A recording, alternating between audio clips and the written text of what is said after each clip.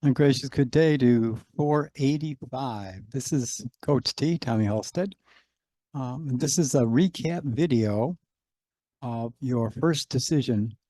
And we do this kind of midway between the week. So Wednesday, Thursday. And as you meet as a team of your 5 teams, and then you consider together what you're going to do for your next decision, decision 2 or decision 3. You look at the previous results on your dashboard to try to analyze what the competitors did and what their decisions were. So this video is a recap that actually will show you some exhibits that got put together as if I were an outside analyst or a board member. All these charts and numbers that you're going to see here in this recap are available to you, but they're not in this consolidated form. Some I put on spreadsheets, some I get as faculty. Now I'm taking the role here of an analyst, not your coach and professor, because there are things that I'll be seeing here that I'll be looking at the numbers and saying, look further yourselves. Since I've seen the results and not actually seen your strategies, I'm being agnostic to that. I'm pretending I haven't seen that and showing you just what the numbers are saying, as you yourself would do. However, I set this sim for you so that everybody's publicly traded. So you do have all this data on all of your competitors. So you should be able to figure out what were their decisions. How does that relate to what I've decided? And how do the mutual decisions between what I've decided and what the rest of the teams are impact our next decision? So as you go forward, and decisions due this coming Saturday at noon. So each individual Carline manager should have met or check these figures out in their own car lines independently. And when you get together, make a decision as a group. This week, this is April 2024.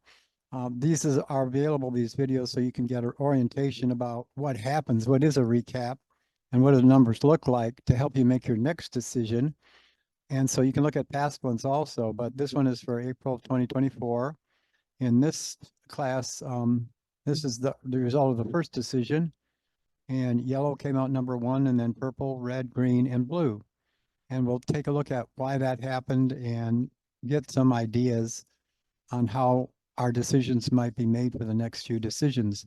Now, make sure you submit and have your annexes, because the annexes are important. They show your strategy, and then they tie your strategy to your actual decision where you get your points. This is at the end of the course. We're midway through now, but as you get to the end, you'll be submitting a report and a presentation that's based on that is based on the annex that shows how did the annex tie to our decisions.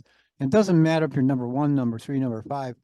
It really matters how did you match your annex and your decisions to the strategy that you came up with, and how do those two relate. So that's a very important thing, to get the annexes in, and then for your final presentation, you can use some of these charts and graphs. Also, in the description below, subscribe to this channel. The description below is a very, very important video, and that's my interview with Dr. Paul, our course founder. And it says, I think it says, read this or watch this before your next decision. There's also some other links in that video to all of the mega videos too, but that one is very, very important, because it's an hour-long video that shows you how to make decisions, how to use these data in these charts to make better decisions, what to look at first, second, and third, both for your individual car lines, and then coming together as a team and deciding as a team what are our next group of decisions. So we can't just move the sliders around. I would say to the blue team, a little less to the green team, but to the blue team, don't despair. If you came in really low and you crashed and burned, and it looks like there's some decisions you made that really destroyed the company, you all took out $2,000 loans, and I'll show you some details of how those hit. But you have plenty of cash now. You can go forward. And my advice if you did not do real well, is shoot for the middle. And you'll see this on the previous video with Dr. Paul. where we show you if you're in real trouble and crash and burn, you can still recover. You can even win actually, but you can recover the next period by setting your sliders closer to the mean, to the central tendency of the market, which you'll see on the graphs. And that's just moving the sliders as they match that white line in the center that's the market. And you'll see that on the other video. So if you are a team that feels you're in trouble and you're not sure what to do on your decisions, then watch this recap, look at some of the numbers, how they work after you make those decisions. And then you can second guess what are your competitors doing, because I'll be doing that here. I'm agnostic to what did they actually decide, but the numbers talk, they speak for themselves. So without further ado, let me share screen. In between these transitions, you'll see some of the memes that I put in the class. And those, I'm not going to describe them. It's just a transition to show kind of what is that exhibit, and then how does that tie to the strategy, between the strategy and the decision. Let's see here. Could find. All righty. Let's go up here. Seeing our meme, but what's more important than the meme is, okay, hopefully you can see this now.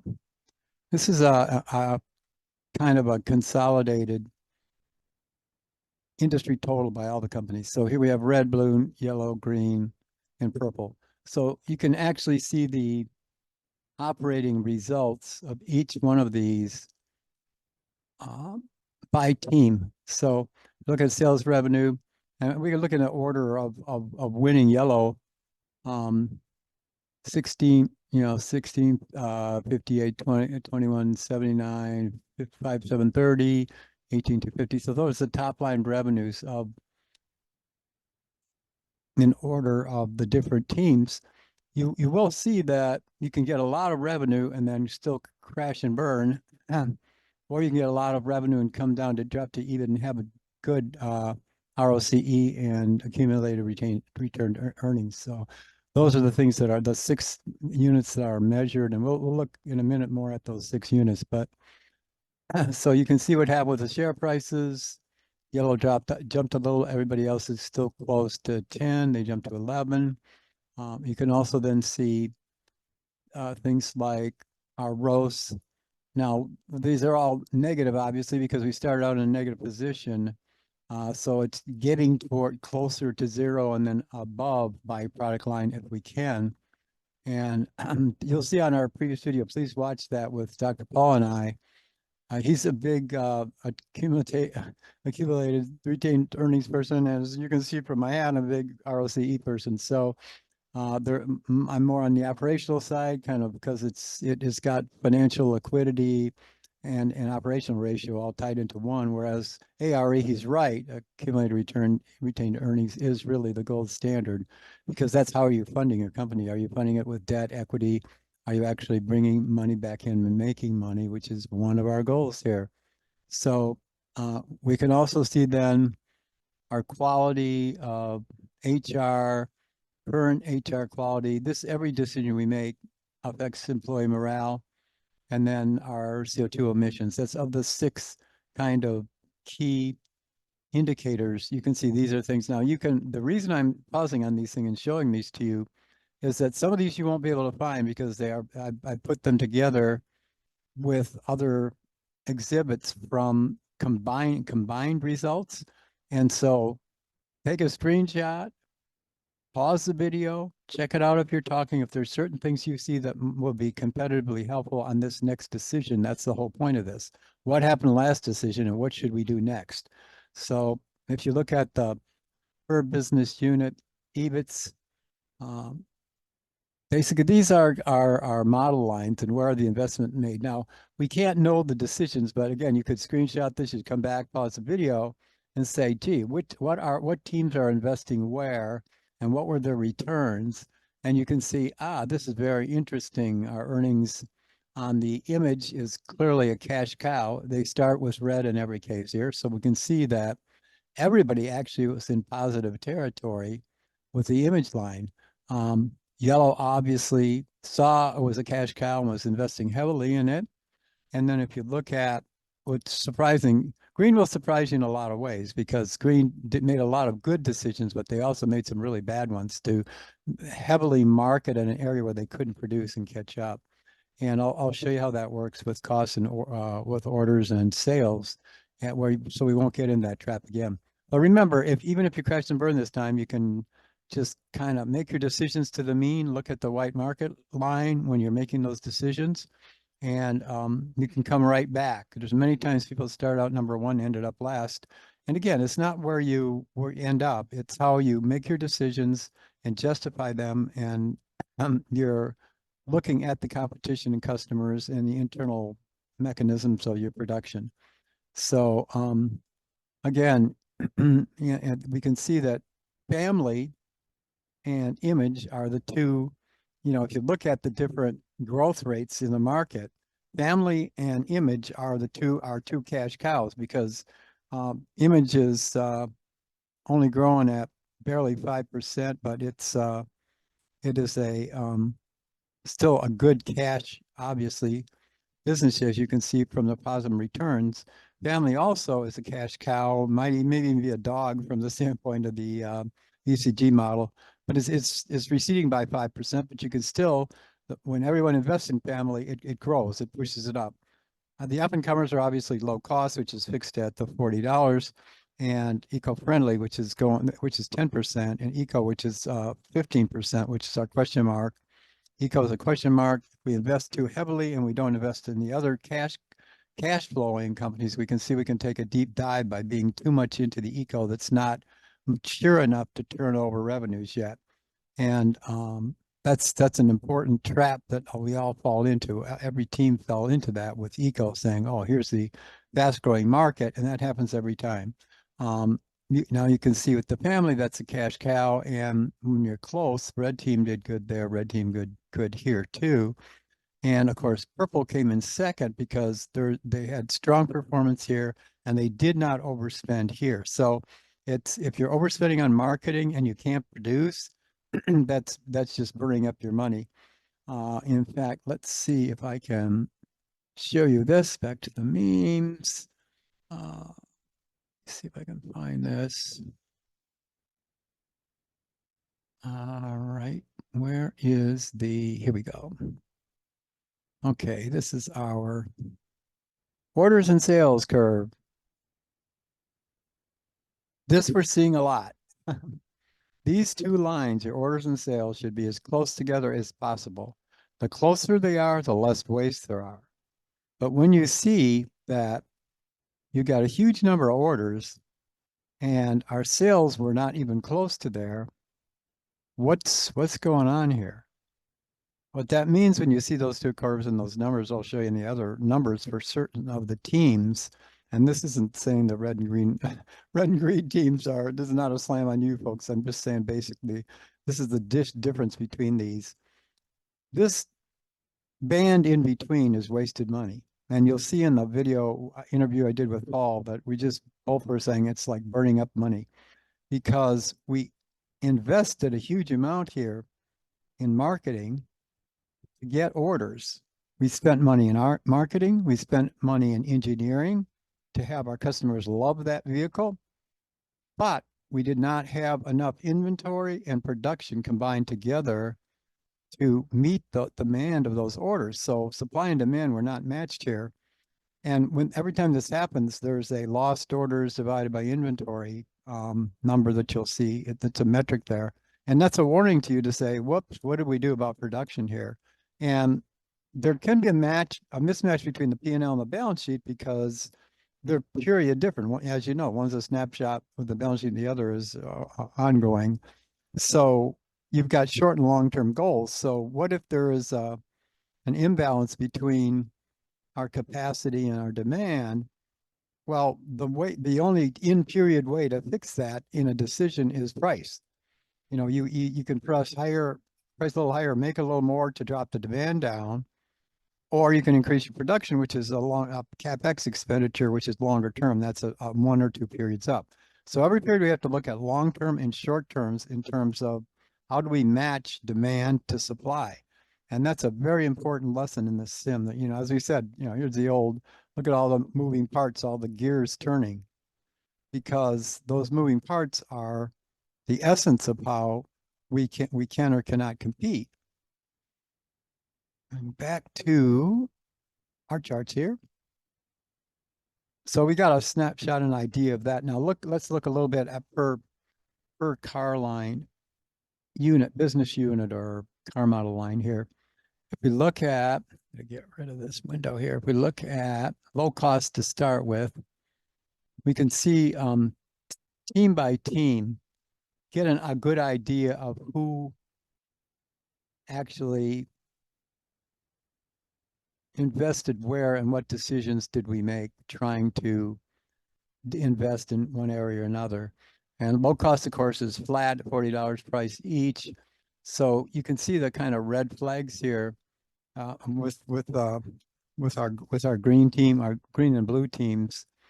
Green and blue kind of got bit here, and you can take a again screenshot of this or pause the video, jot down some numbers, because these are excellent in terms of looking at engineering appeal compared to our revenues, and then how can we meet those revenues with inventory. And look at the inventories here, 1 unit across the board left, except for the red team.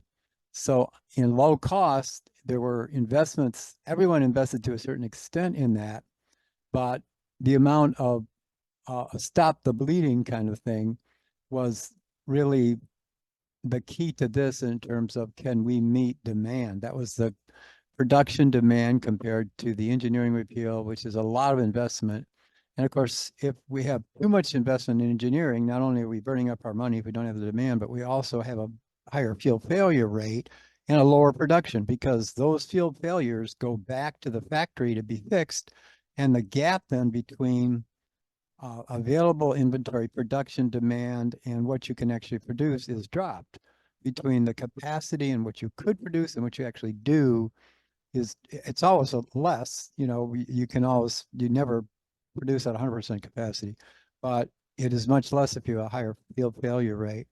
So as we see in this line, we'll see in the standings in a second how each one of the 5 units did well in some of these parameters, not as well in others. But as we're getting closer to a more positive ROCE here, you see red did better in the low cost area. But when we, again, had some inventory left compared to demand. So I won't give everything away here, but it's important that you look at the difference between your unit cost, your inventory, how many units were produced, and then what was the demand, because demand here is driving, and you can see the line driven through, especially for green here. Although blue should be also, yeah, green and blue are both high there. So you look at a lot of demand and then less supply, and that's that cost problem. And okay, family, let's jump on into one of our cash cows here. I go up, I've got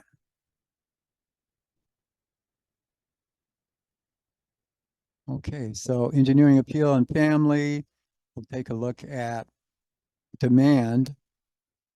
Across the board, you can see who's investing where and then what it results in terms of our capacity. In this case, we're not, we have our next period capacity, but we also have what's left in inventory.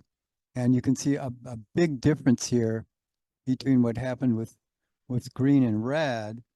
And this dropped green and red both down in the standings, as you can see, because there's inventory left with yellow and with blue.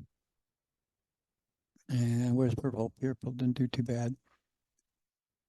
And yet, compare that to your demand. We've got 60, well, let's look at yellow. We've got 85 here, and then we've got capacity used in production units of 50 and our inventory of 29. So that's what we want to see. We don't want to be carrying inventory, have less demand and a whole bunch of inventory, and nor do we want to spend a whole bunch of money on marketing when we don't have the inventory, and then we have a lot of demand the other way. So it's really a balancing act here between the inventory and demand. Again, take a shot of this look at it, analyze it, see what it means to you compared to your nearest competitor and how you can beat them by manipulating what you can. Now remember, the short term, if there's an imbalance between forecast and capacity, you've got to use price. That's the only way you can do it. Longer term, you're investing in CapEx. One thing that really destroyed Blue, I've noticed here, and I'm not giving anything away, but it's something you all need to know and be careful of. When you do a forecast, and you'll see this in the fall video, please watch that video again, where when you do a forecast, that's not your budget. You're looking at the forecast for purposes of saying, what might I need to plan for here in plant capacity? Where can I back off of marketing because we're going to have a great demand without it, with natural market growth or derived demand from the other competitors investing in it? Or look at this inventory. This person's going to drop their price because their inventory is really choking them. If they're going to drop their price to get rid of that inventory, there's an opportunity for us, but we have to watch our margins. So those are the moving parts that are really important there. And again, take a snapshot of this. So if you're really investing heavily, especially in eco, you can see some of the hazards of that in terms of pricing. And this eco is really what destroyed Blue this time.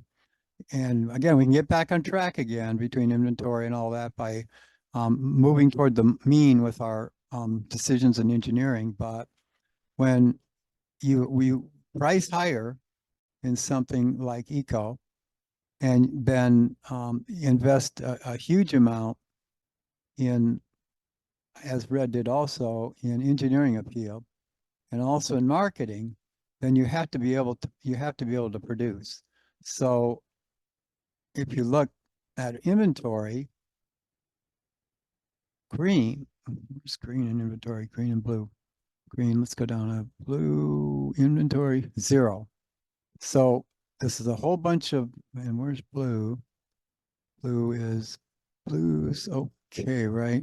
Blue's got inventory, but look at the demand. So again, you're investing in a line, make sure we have the plant capacity and the production to produce, or we're going to get into that cost curve or that order sales curve that we looked at earlier, where you've got great orders, but you don't have enough sales, which means deliveries to meet those orders. And that also, of course, affects both field failure rate with high engineering and not being able to fulfill orders affects your morale and your HR. And then finally, we have image that everyone did well financially on. And image is, of course, an engineering appeal investment. And yet everyone except for, with the exception of green, everyone really was moderate. This should be close to 100. And everyone was fairly moderate in terms of what they invested in image in additional engineering appeal. And the marketing was not, except for green, was not overdone. So green really made a big image play here, which paid off to an extent. But again, what did that result in terms of demand? Where's the swing? Well, for the investment made, you can see blue had a real problem. And this is one of the major sources of blue's kind of crash and burn this decision time. Its demand was only 31. And yet you can see the engineering appeal that went into that and the price that drove that demand. So what Blue made a decision to do there was, image is an expensive line. Let's really push it up there. Let's push the price up to 140. You got to look at the deltas. If you look at that video again with Paul and I, you'll see everything is deltas. What are the deltas here? That's a huge delta from what the other teams spent. So you know the market, this is a realistic sim. So the market's going to respond. If it's a big enough delta, they're going to say, all right, raise your price real high, do a bunch of investment in engineering appeal, and yet you're gonna your demand is going to drop. And then what about supply? With that high a demand, we're carrying a lot of inventory. So again, we raised our price carrying inventory in an expensive line. And this is one of the major kind of undoings of what happened to blue this time. And that can be made up for. That's easy. You can still change that and recover from that. Let's see if I can get back here and open this up, and let's go to our, come on. All right, where are our team standings ranks? I just want to show you how this ranking works. If we can see this graphic. So a lower score is better in terms of the ranking. And the reason that works is you can see emissions, revenue, return on ROCE, ARE, employee morale, etc., and then a total. Your rankings work if you're number one in everything, then that adds up and you've got a very low number. So, 6 or whatever, but no one is always number one in everything. But you can see why we ended up with yellow, purple, red, green, and blue here, just by the numbers of lower numbers that are in each indicator. So if you're number one in ROCE and number one in ARE and number one in share value, compared to, well, let's look at blue or green. Fives, a lot of fives. You came in fifth, fourth, fifth. So that's what happens when they have the relative rankings here. You'll see that it adds up, and it adds up to a higher number if you're in a lower place. Or yeah, actually down towards 4 or 5 especially. But you'll also see purple did not do bad at all. Purple very close. And you'll see this as you get used to these decisions and understand more about, let's not make big changes here. Let's work toward the mean. Let's see who our nearest competitor is. And again, the video with Paul shows a lot of details on how to do that. So not many of these things I'm just showing you so you can copy them, look at them yourself, and make decisions based on that. Now, one of the drivers, let me just pick one at random here. This is another example of lost inventories, lost orders and inventory and eco-friendly. And it'll show that if you're near zero, the curves are close, like yellow here, purple, and actually red didn't do too bad either. Yeah, they came in number 3, right? So this is a really good indicator that when you have lost over inventory and you're very high or low on that scale, you want to be in between. And the reason for that is it's a lot like the cost curve we were looking at earlier, which is that you want to be towards zero here. So if you want to be number one in production versus inventory, you want this gap to be closer to zero, which is that ratio that I was showing you with the inventory versus lost orders. These are all lost orders. I mean, these are sales that could not be delivered, so they're lost, wasted orders, and that's why that ratio is really important. Alrighty, where are we here? Let's get back into this so we can look at, okay, I want to just look at ROCE as a final thing here. Alrighty, let's family eco. Let's look at image because everybody did real well on image. All right, let's open this up. So here we see our return on capital employed for image. And, it's interesting because this is really the telling indicator in terms of how much debt and equity was used to drive the revenues that we got. So our EBIT, which is the numerator, and then our capital employed, which is our, assets minus short-term liabilities, to show where was the money employed relative to the revenues. And that, of course, we're trying to shoot for a positive percent. And starting out as negative as this is a turnaround. So, but you can see how these rankings work very, very closely with that because of the change in return on capital employed. And this is just image where everyone did fairly well in terms of making money on it. Okay, let's see. What else do we have? All right, I got the result of the industry totals. Oh yeah, there's absolute raw rankings. And then let's look at image again. All right, this is very much similar to the one we already looked at in image, but what I wanted to point out is that the numbers of models in the range also are important. So that's a decision that you make, and you can see that I don't want to give away the farm here, but Yellow made a very interesting decision when you look at models in range. So I'm not going to say a lot about that, but there's something called learning curve, and you can look in the student cheat sheet about that. What is learning curve and how does this tie to models in range? But it's very interesting that as you get towards 4 and 5, you have a distinct advantage. Didn't purple have 4 or 5? Yeah, purple also had 4 there. So that's just another hint. You want to take a screenshot or see this. So anyway, let me back out of this.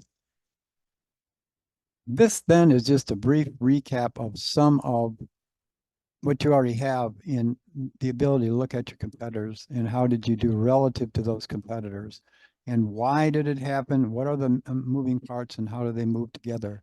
This is an actual recap of what did your decision do with your competitors. So it's real time, real life things that you can analyze right now before your next decision, saying, what should we do given where the competitors are probably going? And also, I didn't tell you, but they are there.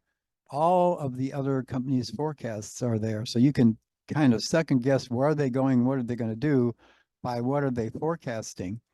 And again, when you do your forecast, this is simulation and it's like a what if in Excel. One team, actually 2 teams, green and blue, both look like they actually use their simulated budget or simulated forecast as their actual budget. You have to be careful not to do that because it will believe you and take that over and do that. There's actually one of the teams also, let me see if I can find the loans. Let's look at debt here. You'll see this in the other video, but let's see, return on capital employed, it'd have to be above that line. No, that'd be in consolidated. Let's see if I can find consolidated.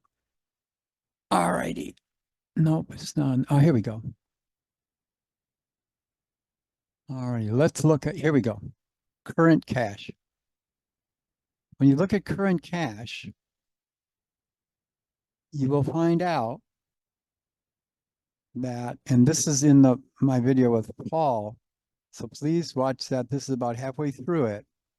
Whenever you see this number, 18,999, right below 19,000, it means that blue got a government assisted loan. That number is a trigger to tell you that. And you wouldn't have known that unless you watched the other video, but what happened is blue ran out of cash because of heavy investments in marketing, raising the price, but then lowering demand, and it was a perfect storm. So is blue going out of business? No. We did that $2,000 loan, and you'll see it will jump up from there. But the government bailout, you will have some interest in the next period that you'll have to fight for the next few decisions. But whenever you see that 18,999, it means that there was an automatic government loan because you're going to run out of cash. We also everybody borrowed. It's a sort of balanced field because everyone borrowed 2,000, so we wouldn't run out in the middle of a decision because you don't get the money till next period, but you'll have it this coming period. So we'll do fine. But make sure you watch your cash because you do not want to run out, and you don't want to be doing a model as a forecast, which Blue did, and then it ends up being that it looked like you had enough money, you did it, but you didn't go look at the forecast compared to the actuals, and you had to take a government loan then. So, all righty, let me see. Actually, you may not even be able to see that. Okay. Let me get back there. Okay, I'm going to, when I was describing that 18,999, I had to put a graphic in over that when I edit this because it was showing a couple of the teams that actually did not get loans there. You had to look under long-term debt. But you can see that again, and you can see all of the way this is set up, you can see all of the financials of your competitors as well as your own. And if you want to take the time, you can dig in deeper on what their strategies and what they're doing. But stay the course. Keep on working on your own strategy. With this next set of decisions, the next few days, get together as a team, um, discuss amongst yourselves what are the other strategies. Obviously, what lines are we going after that they're going after? Where is there going to be inventory dumping? Especially the longer term decisions, we're getting to strategic areas with decision 2 now in terms of production. So look at CapEx. It's very important to look at CapEx, especially in your student cheat sheet and your guide where you downloaded the logbook. Check the cheat sheet out in the slides there because it talks a lot about how your CapEx helps you in decision 3 and 4 as you go forward, because you'll find that the market has changed and some of the lines are suddenly starting to really produce. It doesn't have to be a big hint. You can probably guess that it's low cost and eco. But again, the goal is to try to become profitable. And these new ventures, when you go after something like eco, you have to be careful because there's a price sensitivity and elasticity of demand that you may not find there in the period you think it's going to be, and then you've got to watch your plant capacity. Because if we're selling, flowers, we might have an inventory turn that's not between 5 and 10, but when we're selling automobiles, our turns are very important. We do not want to be building inventory. So that's a key production hint there. Again, thank you for your time. I really appreciate it. Every one of these decisions will do a video kind of showing some of the consolidated numbers. What are the different teams up to just give you an idea. But as we go forward with the class, we're at the halfway point now as we get closer to our final decision. These will become more and more detailed just because there's a lot more moving parts, those gears working together. There's a lot more of the gears there. So how many times have I said you should watch that Paul video? It's the reason I'm saying that so much is it shows a lot of detailed where you should go next, what happened if this happened, what if I crashed and burned. So those are all covered in that video. So I know an hour long, it's a long time. And good luck on your, this is the midterm week. Good luck on your midterms. My tip on the midterm is be logical. There are 3 of the 4 in the multiple choice have a poison pill. They've got something that makes no sense. And that will give you by process of elimination if you don't just nail right away from the textbook or your studies. Use your logic and you'll do great. So again, message me, text me. Let's get together if you have any issues. And use the group chat forums to talk to each other. There is a group chat I have set up by team color under decision 2, topic 4.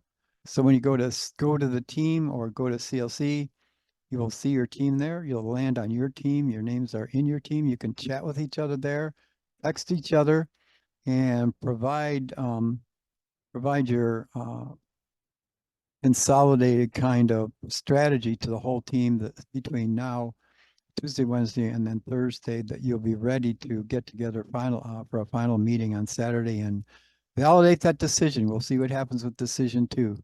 I guarantee we could get to the end of this and have the last person first and the first person last because it gets more complex. Hint, hint, there are watch your indices that in the Paul video, it talks about that. Watch your gas price index. And we're going to set a recession. I am not going to make the recession as heavy as it has been when there's merger and acquisition. It'll be a slight effect, but it tends to push the groups close together. And you'll see by the end of this, there aren't as big of discrepancy between the groups because you'll get the idea and you'll get the hang of this, especially with not over investing in marketing if you can't meet the demand. That's just a killer because you're spending all that money and then you have to catch up with investment in the plant, and then the demand can be offset by a period. So thank you again. I appreciate your time and see you in the next video.